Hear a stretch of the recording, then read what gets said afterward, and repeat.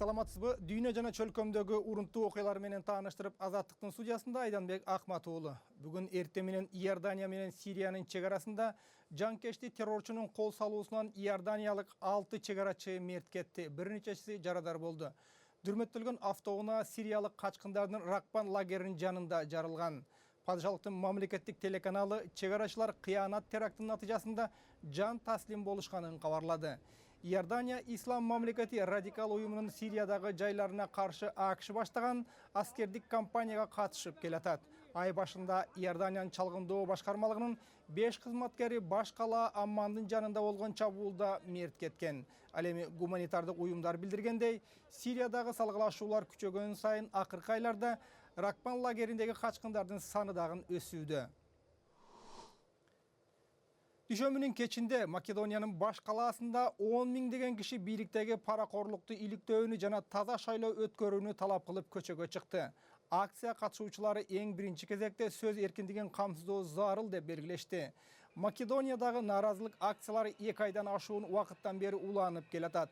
Демонстранттар президент кеңсеси жайгашкан имаратка боекко толтурулган шарларды ыргытып, бир нече терезелерди талкалашты, бирок олуттуу кагылышууларга жеткен жок.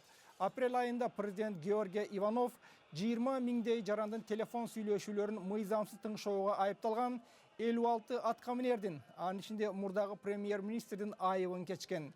Бул массалык толкундоолорго алып келип, бийлик 5-июнга белгиленген парламенттик шайлоонун мөөнөтүн которууга аргасыз болгон.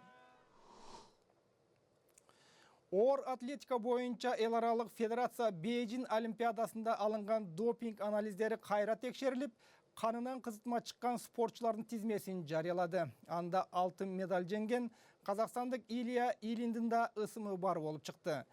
Федерациянын маалыматына караганда, анын анализинде станозолдун издери табылган. Буга чейин Лондон оюндарында алынган анализдер да кайра текшерилгенде, казакстандык Светлана Подобедова, Зульфия Чиншанло, Майя Манезанын канында да тыюу салынган заттар бар болуп чыкканы билдирилген.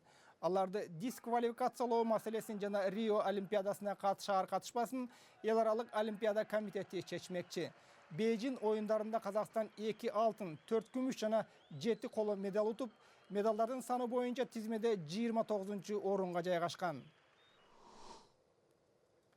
Тажикстандын мурдагы ички иштер министри жана элдик фронттун лидерлеринин бири Якуб Салимов 13 жыл абакта отуруп, бүгүн эркиндикке чыкты. Ал 2003 жылы Москвада кармалып, кийинки жылдын апрелинде Тажикстан жогорку соту аны чыккынчылык, курал жаракты мыйзамсыз сактоо жана сатуу, кызматынан кыянат пайдалануу беренелери боюнча 15 жылга кескен. Соттун өкүмү менен Салимов бардык аскердик наамдарынан жана мамлекеттик сыйлыктарынан ажыратылган. Алматылык Динара Шарипова майда шуру менен сайма саят. Бирок балдардын шал оорусуна чалдыккан Динара колу кыймылдабагандыктан сайманы буту менен саят. Анын майыптыгы жеке көргөзмөлөрдү уюштурууга, киного тартылууга, коммерциялык банкта үйдө иштеп, жогорку окуу жайда сырттан окууга жолтоо болбойт. Динара бул саймаларды 13 жылдан бери сайып келатат. Интернеттен тапкан сүрөттөрдү апасы көчүрүп чийи берет. Ар бир эмгекке 1,5 айдай убакыт кетет. Динара ошондой эле Кыз жана деңиз деген фильмде башкы каармандын ролун аткарып жатат. Мына ушул жана башка жаңылыктар биздин сайтта да бар. Дареге Азаттык KG, ошондой эле биздин видеолорду бардык соц тармактардан, YouTube, Facebooktан көрсөңүз болот. Ал жактардан Кыргыз Азаттык үн алгысы же Азаттык медиа деген аталышта издеңиз. Саламатта туруңуз.